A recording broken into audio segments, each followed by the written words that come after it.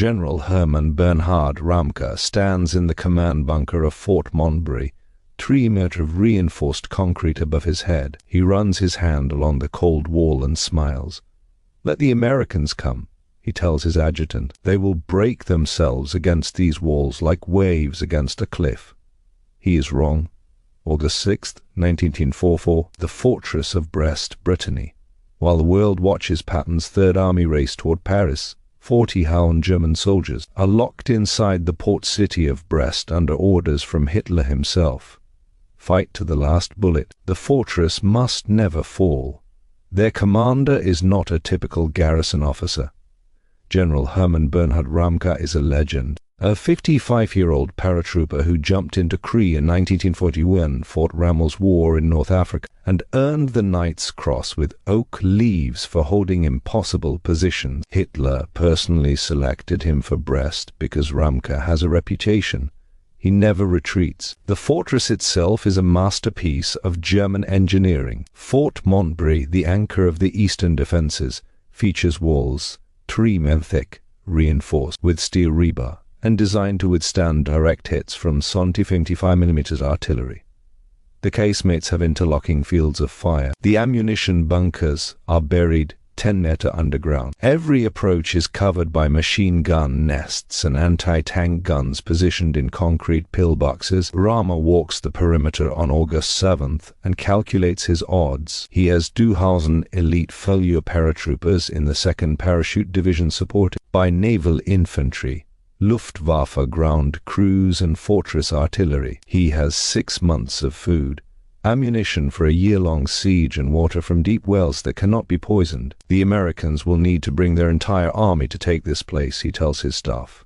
And by then the war will be over. What Ramcke doesn't know is that the Americans have no intention of storming his fortress with infantry alone. Meanwhile, 200 kilometers to the east, a convoy of British tanks is being loaded on transport ships. These are not ordinary tanks. They belong to the 79th Armored Division, a unit so secret that even most Allied commanders don't know it exists. The British call them Hobart's Funnies after their eccentric commander, Major General Hobart, a man who believes that conventional tanks are obsolete for fortress warfare. The centerpiece of Hobart's arsenal is the Churchill Crocodile. It looks like a standard Churchill infantry tank, 40 tons of steel, a 75mm gun in the turret, 4 in a frontal armor. But behind the tank, connected by a reinforced steel cable, is an armored trailer. Inside that trailer, Molle hartentert flame fuel, a mixture of diesel, petrol, and a thickening agent that turns liquid into a substance that clings to concrete and burns at 100 C. The Crocodile's flamethrower is not a weapon. It is a psychological demolition tool. The flame projector mounted in the tank's hull, where the machine gun would normally sit, can fire a jet of burning liquid, send 1 yards, the length of a football field. The fuel is pressurized by nitrogen gas to 300 psi, which means the flame doesn't arc like a blowtorch. It shoots in a straight line, fast enough to punch through narrow gunlets and ricochet around corners inside bunkers. The British tested the Crocodile against captured German bunkers in England. The results were classified immediately. Engineers reported that a single 3-second burst could raise the internal temperature of a casemate to 500 F, hot enough to ignite ammunition, melt rubber gas mask seals, and cause secondary burns on exposed skin from radiant heat alone. Soldiers inside didn't die from the flame. They died from oxygen deprivation as the fire consumed all breathable air in the enclosed space. On August 25, 1944, 15 Churchill Crocodiles are assigned to the U.S. 8th Corps for the assault on Brest. American commanders are skeptical. Major General Troy Middleton, commanding 8th Corps, looks at the British tanks and asks the obvious question: why do we need flamethrowers when we have 50mm artillery? The British liaison officer, a captain from the 79th Armored Division, gives him a 1-sentence answer: because your artillery can't make men surrender when they're willing to die. Our crocodiles can. September 8th, 19th day 23 of the siege. For 5 weeks, The US 2ND 8th and 29th Infantry Divisions have been grinding forward through Brest's outer defenses. Progress is measured in meters. Every street is mined. Every building is a strong point. The Germans fight from the rubble with a fanaticism that shocks American veterans who survived Normandy. September 8th Corps has lost 9,000 men, more casualties than the entire Normandy beach assault, and they haven't even reached the inner fortress ring. Fort Montbury, the key to Brest's eastern defenses, remains untouched. American artillery has fired 30,000 shells at the fort. The concrete walls are pockmarked with craters, but not one casemate has been penetrated. Inside Fort Montbury, Ramcke's confidence is unshaken. On September 13th, he receives a surrender ultimatum from Major General Charles Cart, commanding the 29th Infantry Division. The message is blunt. Continued resistance is pointless. Surrender now and spare your men. Ramcke's response is delivered by radio at Higgins-Sorton. I am a German paratrooper. I do not surrender fortresses. Come and take it if you can. That night, Ram writes in his diary, "The Americans have courage, but they lack the will to pay the price for this fortress. They will give up before we do. He is wrong." September 15th, Zuhan 600.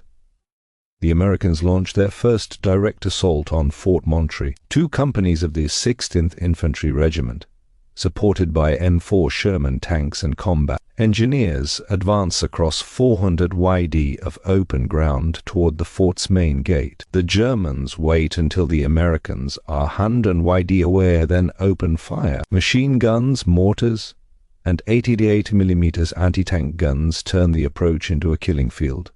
The Sherman fire their 75mm guns at the embrasures, but the shells bounce off the concrete or detonate harmlessly against the walls. Engineers try to place satchel charges against the steel doors, but German defenders drop grenades from overhead firing ports. By 9:00 the assault is over. The 116th Infantry has lost 150 men. Not a single American soldier has made it inside the fort. The Shermans withdraw with 2 tanks destroyed and 3 damaged.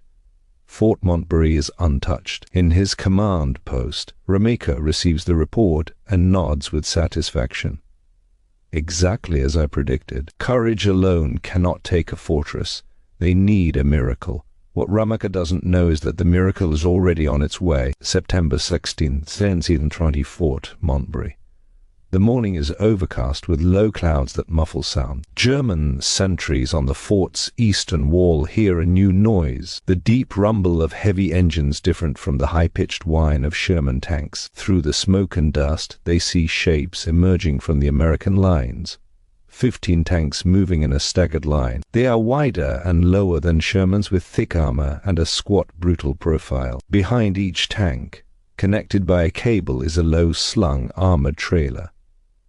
A German lieutenant radios the command bunker. Unknown enemy tanks approaching from the east.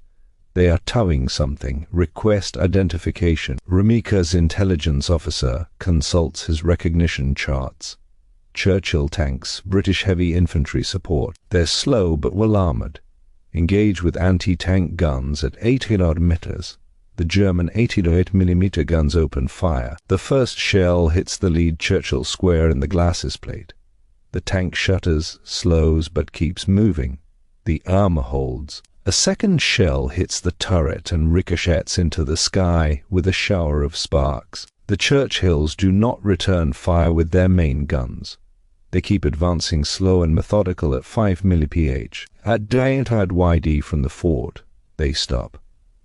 The turrets rotate, but the 75mm guns remain silent.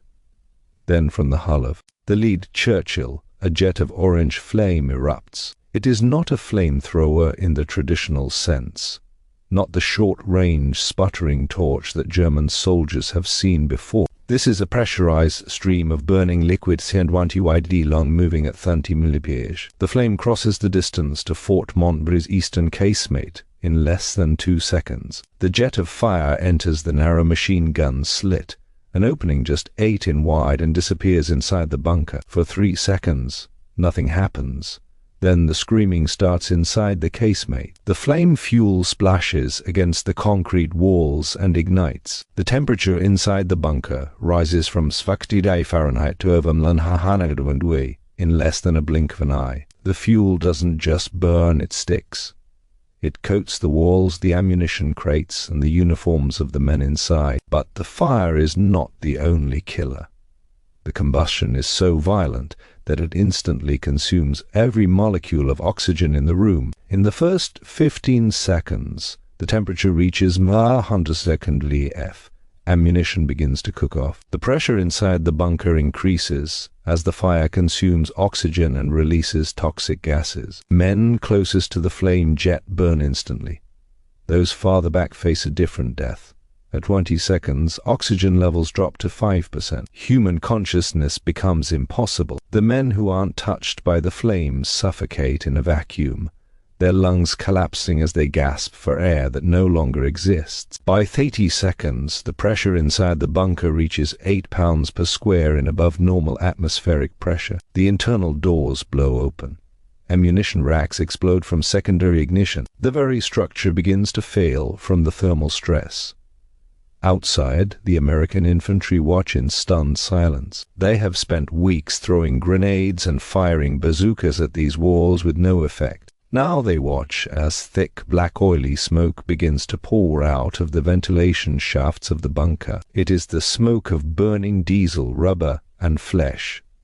The lead crocodile stops firing. The flame cuts off as abruptly as it started, leaving only a small burning puddle on the concrete sill. The tank commander waits. There is no return fire. The machine gun slit is dark. Then the steel door at the rear of the bunker kicks open. 3 German paratroopers stumble out. They are not fighting. They are tearing at their collars, coughing up black soot, their faces masks of terror. They fall to their knees with their hands in the air, gasping for oxygen.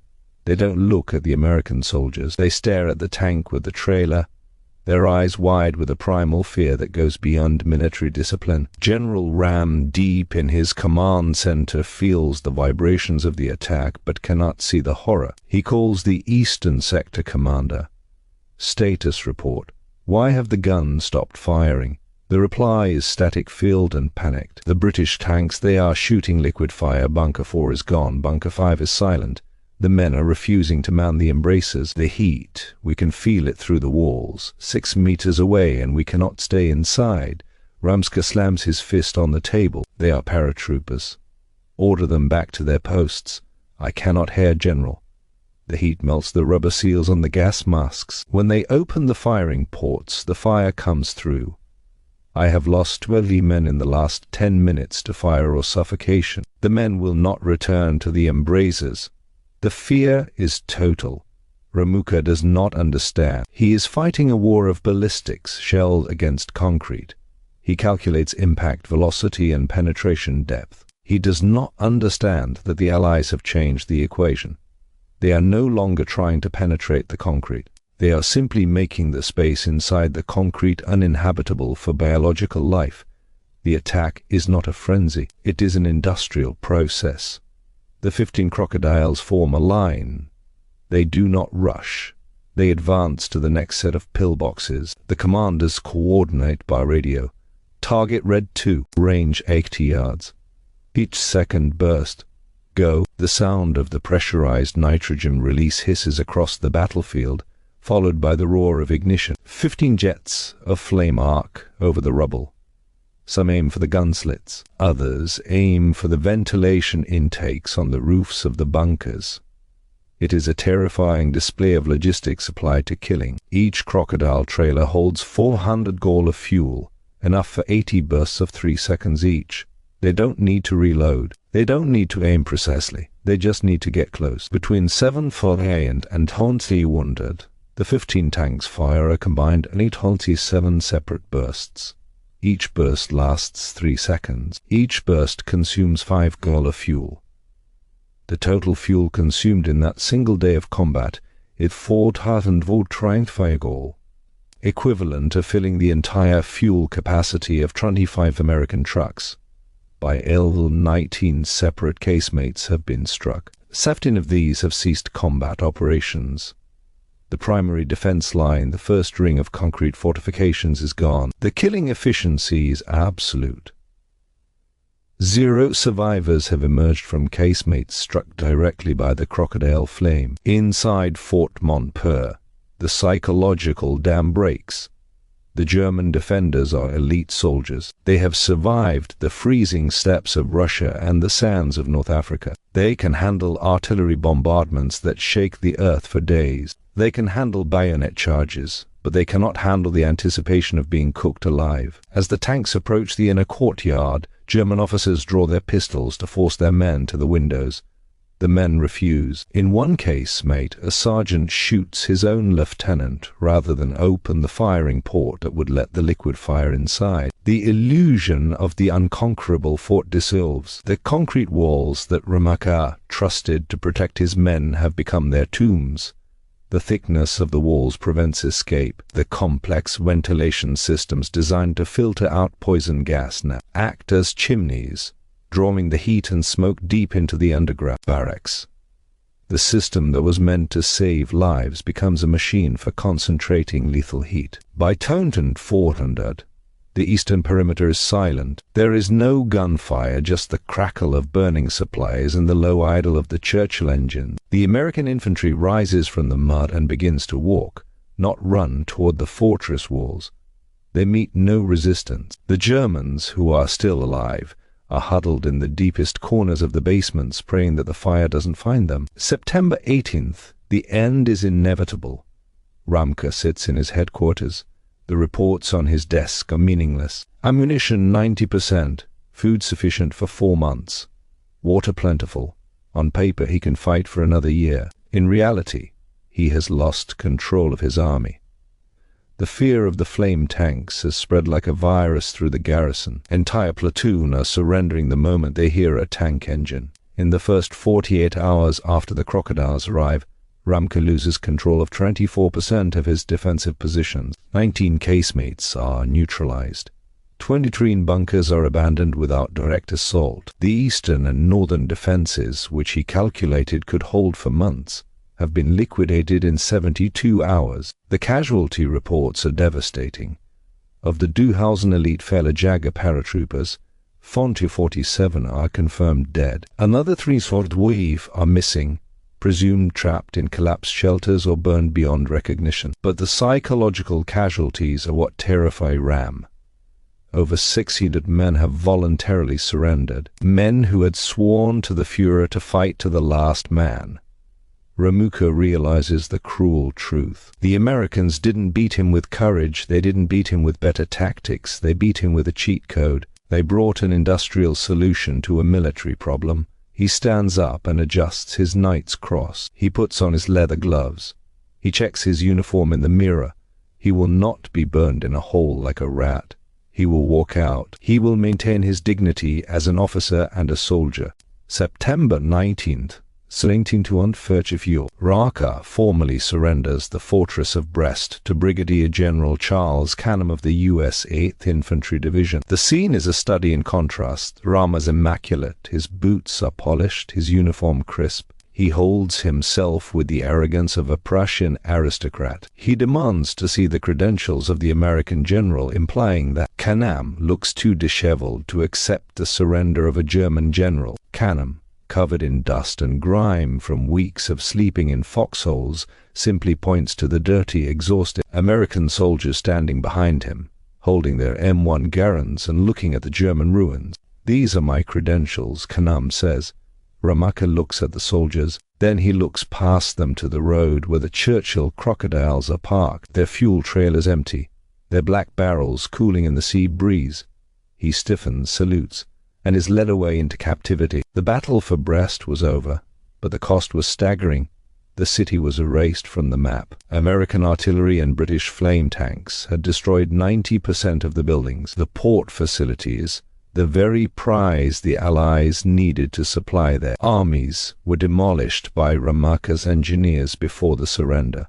It would take months to repair them. In the end, Brest was strategically useless to the Allies, but the lesson of Brest was invaluable. The US Army learned that in modern war, there is no such thing as an impregnable fortress. There is only a target that hasn't been hit with the right weapon yet. The romantic idea of the stubborn defender holding out against the odds was dead. It was killed by the industrial capacity to turn a concrete bunker into a blast furnace. Ramcke spent the rest of the war in a prisoner of war camp in Mississippi, still believing he had won a moral victory by holding out for 29 days. He never understood that he was just a minor delay in a war decided by logistics. While he was polishing his boots in a bunker, American factories were producing 500 tanks a week. While he was hoarding ammunition, Allied pipelines were pumping millions of gallons of fuel across the ocean, fuel that would eventually find its way into the trailer of a Churchill Crocodile and burn his illusions to ash.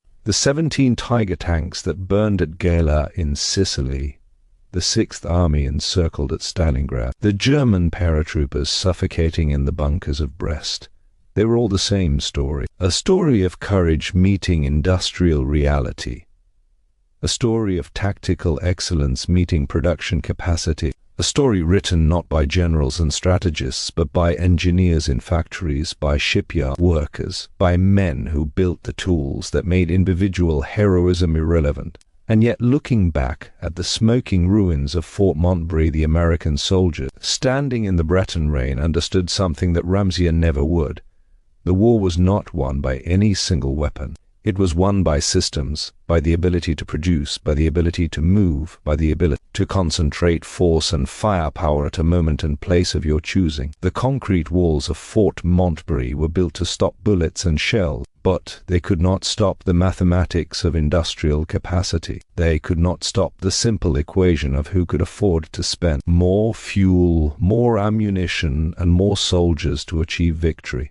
Thanks for watching Tales of Valor. If you found this story powerful, the moment when a fortress fell, not because its walls were breached, but because the spaces inside them became uninhabitable, please like and subscribe for more forgotten World War II stories. We explore history through the lens of those who lived it. German paratroopers discovering why individual courage could not defeat industrial weapons. Japanese officers realizing that determination meant nothing against logistical supremacy. American soldiers understanding that wars are won in factories, not on battlefields. Tell us in the comments what other forgotten military operations and stories would you like us to explore next. Where are you watching from today? What moments in military history do you find most powerful? Your engagement and support help us continue bringing these untold narratives to everyone who wants to understand how modern warfare truly works. We thank you for watching. We thank you for your support. Keep telling these stories. Keep remembering the battles that changed history.